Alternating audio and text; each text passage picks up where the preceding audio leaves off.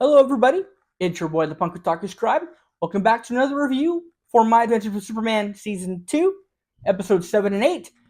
And we're back on track! So, in the last video, I lamented that I felt that this show wasn't giving itself enough credit in its writing to take risks and stick with them, and being a bit too fluffy for its own good, right?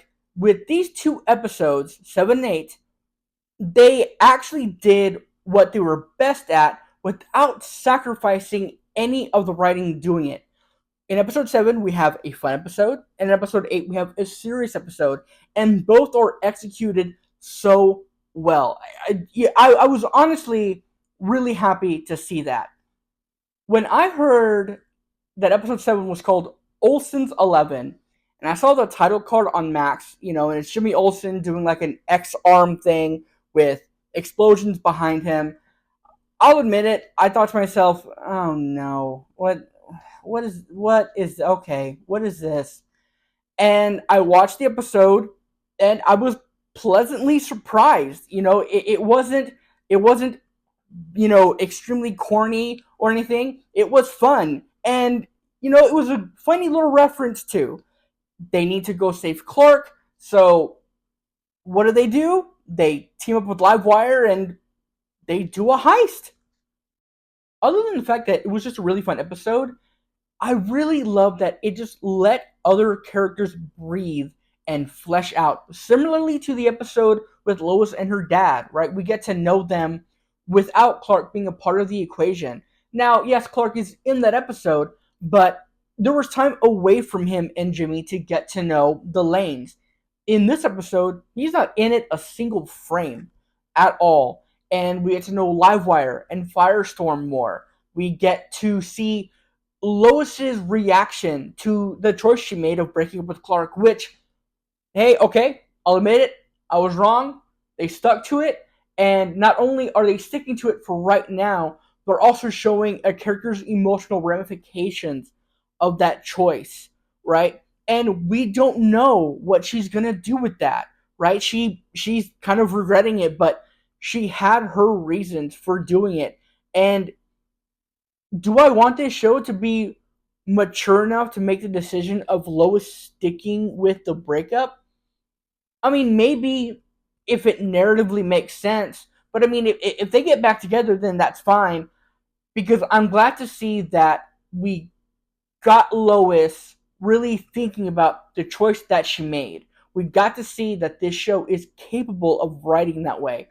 And then with Livewire and Firestorm, like I said in the last video, if you're someone that likes to pair characters together, you're getting more of it, and that's what we have here. And that was done really well too. This episode was just really solid. I had a lot of fun with it. So now we move on to episode 8, The Death of Clark Kent. Whew, heavy title, right? Well, it's a heavy episode, a very heavy episode. Now, before I get into the episode proper, though, I want to bring up something. So I didn't speak on Primus Brainiac too much in the last video because I was too busy complaining about Kara. But my initial thoughts on him then were I liked him. I liked the initial direction that they were going with that I saw, but that's what I wanted it to be, an initial direction. I was thinking to myself, okay, this can't be what they're going to stick with, right? He's got to have like a real body somewhere, or they're going to give him one later on. I mean, if they stuck with just this robot body, I guess that'd be okay, but it would be kind of limiting. It would be different, but just limiting, because that's just not what Brainiac is, right? He's not just this singular robot body man. And I was right. They are moving away from this robot body, at least so far. So, quite obviously, Brainiac wants Clark to be his vessel in raising back up the Kryptonian Empire and in reviving it. And with Clark, he's going to make it a world of wars, right? He's going to make it a conquering world. He's going to rule the universe, but as Clark being his vessel. And this show did what it needed to do with Clark in season 1, where it just put him through the ringer emotionally, right?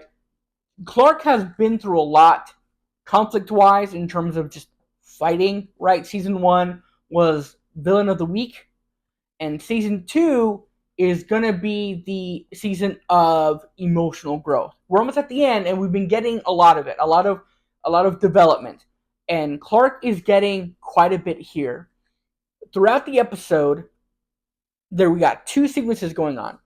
One is Clark stuck in a trance and being taken through his memories via Brainiac and being shown false versions of his memories to mentally break him.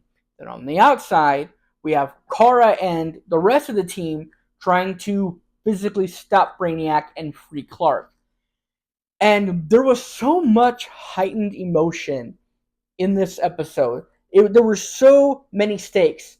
Again, I reiterate, yes, this is exactly what this show is capable of in terms of just having stakes, having drama, and making decisions and sticking with them. And, I was really worried because I saw where they were going for a second, right? In Brainiac taking over Clark and making him the vessel, and I was crossing my fingers, hoping, okay, let's not hope that they break that diamond on his forehead at the last minute and then just avoid that. I had kind of expected that, but they didn't. They went all the way with it, having Kara fight him as Clark's vessel, and we don't know. We don't know what's going to happen to Clark at this point. And they ended it right there, too. And that's exactly what I mean, is that this show can do that. It's proven it in the writing already, and it's not holding back so far. If in the next episode, okay, they do a whole episode where they're fighting Brainiac / Superman, and then at the very end of the episode, they defeat him, okay, fine. That's fine. Because they at least brought in that tension and they stuck with it. They didn't just do away with it immediately, right? At least there will be a conflict there. But if they keep up this, this hopelessness moment and maybe even carry it into season 3, that'll be even better. Because this made my jaw drop. This whole episode did. It was so hard hitting and so emotionally racking. I loved it. I love both of these episodes so much, and I love this show. Those last 2 episodes, 5 and 6, don't know what happened there. Complete misstep, but we're back on track. So the episode ends with them escaping Brainiac, and they're defeated. They didn't save Clark like they wanted to. They were nearly killed themselves. And Lois decides, you know what? No, it's not over for us. And I'm going to go get Clark. She puts on the crystal, puts herself in a trance, and the episode ends. They cut straight to credits, and I was right back in love with this show again. That was so beautiful. Right before that was a very haunting moment where it looks like Clark has escaped. He hasn't. There's like a double nightmare thing going on. He's in Mom Pa Kent's cornfields. He runs through them, but he's seeing his House of L family standing there. And as a boy, runs to them and embraces them. He's lost. That's it. He's stuck in there at that point. And next week's episode is going to be a whirlwind of emotions. At least I hope it is. If they keep up this momentum, this trajectory of tension, man, this is going to be a 9 out of 10 season for me. It misses the point for those two, for 5 and 6, but it'll be a 9 out of 10 season for me if they keep up the trajectory and then just end with a bang. This is shaping up to be really good superhero TV. Anyway, those are my thoughts on episodes 7 and 8 of season 2.